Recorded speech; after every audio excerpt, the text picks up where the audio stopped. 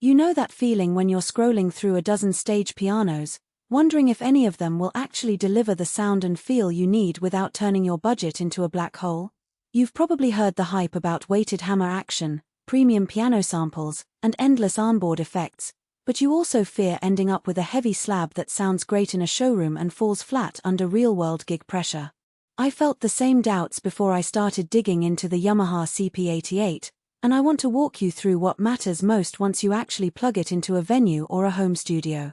Link is in the description if you want to check the product details on Amazon.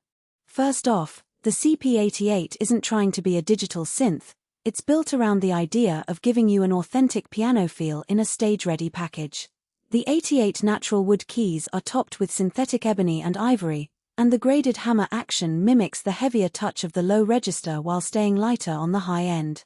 In practice, that means when you're playing a delicate legato passage on the middle register, the keys respond with a nuanced resistance that feels close to a concert grand. When you need that punchy low-end thump for a jazz walk-up, the weight ramps up just enough to give you that satisfying boom without turning the action into a workout. For a gigging pianist who has to switch between ballads and aggressive comping in the same set, that dynamic response can be the difference between sounding rehearsed and sounding alive. What really sets the CP88 apart is its library of 3 premium grand piano models, 2 upright piano models, and 5 electric piano sounds, all of which are instantly accessible via a dedicated seamless sound switching button. I spent a week testing the transitions on a live gig at a small club. In the middle of a set, I moved from a classic Steinway-style grand for a ballad straight into a bright electric piano for a funk tune. The switch happened in a fraction of a second, no audible gap, no need to pause and rearm a patch. That kind of reliability matters when the audience's attention is on you, not on you fiddling with menus. The CP88 also packs master delay, reverb, and EQ controls right on the front panel. Those knobs aren't just decorative, they're real-time tweaks you can make on stage without diving into a deep edit screen. I found that a small amount of studio-grade reverb helped the piano sit better in a mix that also had a full drum kit and electric bass, while the EQ let me carve out a little more mid-range bite when the venue's acoustics were overly bright. Because the controls are physical, you can adjust them on the fly, which is something you'll appreciate if you're the only keyboardist on stage and need to shape your tone without a laptop. Now, let's talk about the practical side of owning the CP88. The instrument weighs close to 130 pounds, and the chassis is built like a roadworthy case. That sturdiness is reassuring when you're loading it into a gig bag or a backstage trolley, but it also means you'll need a decent amount of stage space and a sturdy stand. If you're a bedroom player with a cramped desk, the size and weight could become a real obstacle.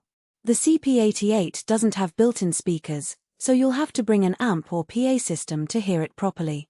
That's standard for stage pianos, but it's worth noting for anyone who expected a plug-and-play tabletop experience. Who should consider the CP88? If you're a professional gigging keyboardist who needs a reliable, high-quality piano feel and the ability to switch sounds instantly, this instrument checks a lot of boxes.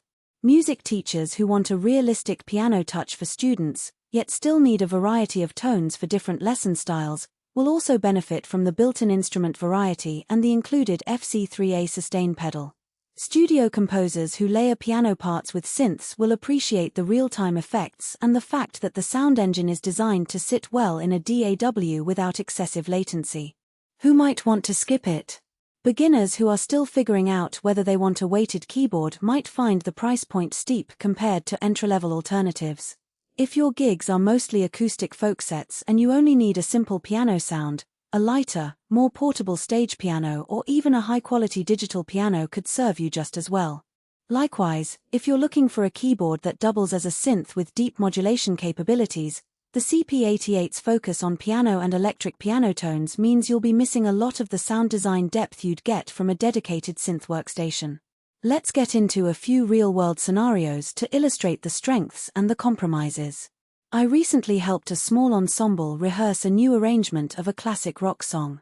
The bassist was using a vintage electric bass, the drummer had a compact kit.